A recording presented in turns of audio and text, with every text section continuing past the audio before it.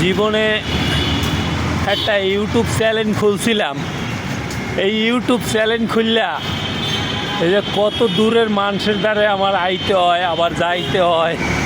শুধু ওই চ্যানেলে পিয়াস ফার্নিচার পোস্ট হয়, আর এত দূর থেকে যে মানুষে ভিডিও দেখবে, অর্ডার দেবে, মাল কিনবে, এই কারণে রাস্তাঘাটে থাকা লাগবে। এই যে আমার বড় ভাই দেখেন পুরা জামাটা ভিজে গেছে, মনে হয় তাজা গরম পানি দিয়ে গোসল করাইছে। টাটকা গরম পানি দিয়েছিল না, বুঝায় টাটকা গরম পানি দিয়ে গোসল করাইছে।